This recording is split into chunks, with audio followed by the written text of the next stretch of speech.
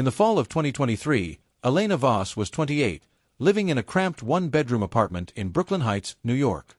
She had spent the last 6 years at the Metropolitan Ledger, a mid-tier investigative outlet known more for its persistence than its budget. Elena specialized in financial misconduct, tracing shell companies, following money trails through offshore accounts, exposing the quiet machinery that kept inequality spinning. Her byline appeared on pieces about hedge fund tax dodges and corporate lobbying scandals, but the pay barely covered rent and student loans. Colleagues called her relentless. Friends said she was burning out. One October evening, while scrolling through freelance alerts on her laptop, an email arrived from an address she didn't recognize, private.consultancy@emeraldhorizon.ae. The subject line read simply, "Confidential opportunity, content and research position." The message was brief and professional. It came from a firm called Emerald Horizon Advisors, based in Dubai. They were seeking an experienced English-language journalist for a 6-month contract to produce internal reports and strategic communications for high-net-worth clients in the Gulf region. The role required discretion, strong research skills, and the ability to handle sensitive topics. Compensation: $5,000 per week, tax-free, plus housing, travel, and a generous expense account. Start date flexible, but preferably within the month. Elena read it twice. $5,000 a week was more than she earned in 2 months at the Ledger. She ran a quick search. Emerald Horizon had a sleek website listing services in wealth management, philanthropy consulting, and media strategy. No red flags jumped out, no complaints on review sites, no mentions in major outlets. The contact name was Khalid Al-Mansouri, listed as senior director. She replied the next morning, attaching her resume and recent clips.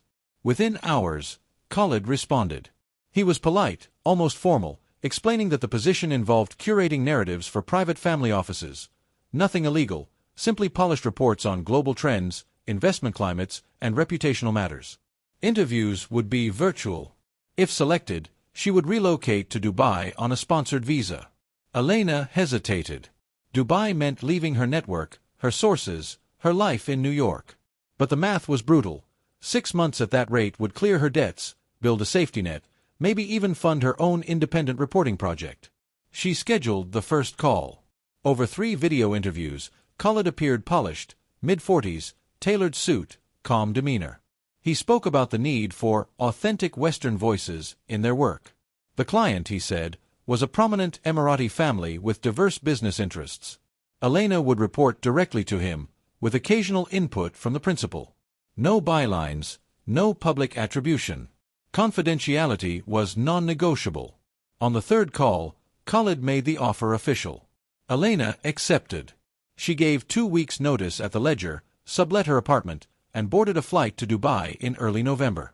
Dubai welcomed her with glass towers and relentless sunshine.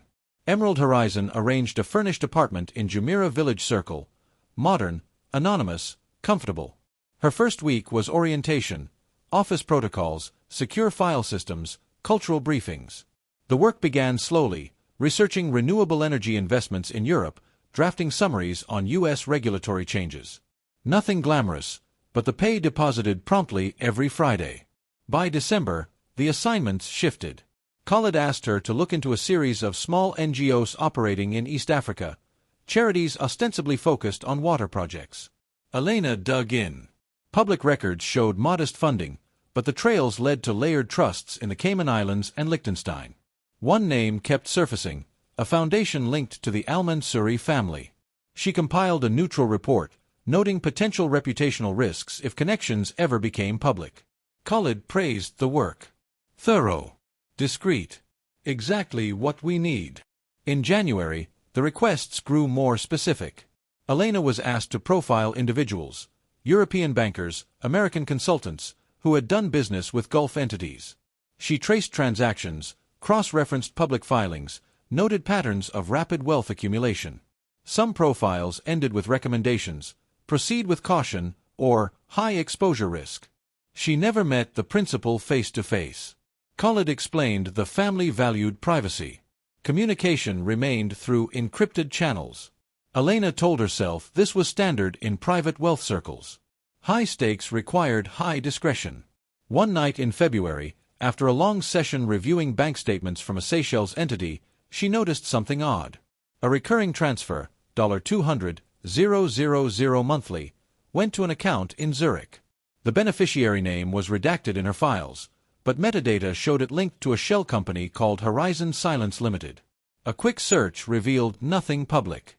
When she asked Khalid about it the next day, his tone changed slightly. Some matters are compartmentalized, Elena. Focus on the deliverables. She let it go. But the seed was planted. In March, the work intensified.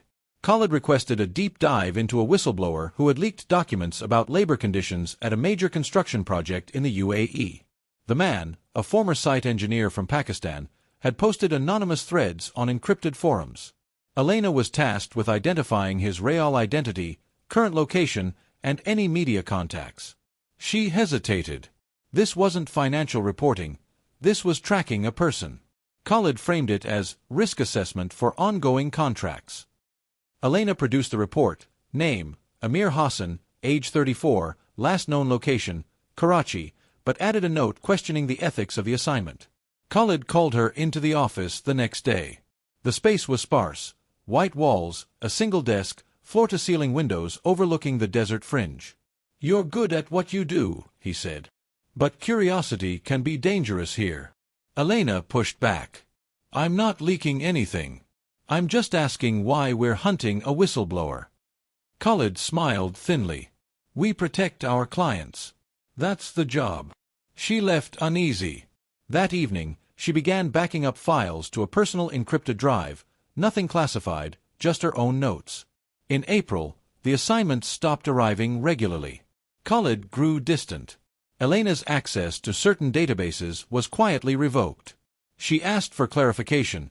He replied that the contract was under review. Then, on a Thursday in late April, Khalid requested a meeting at a private villa in Palm Jumeirah.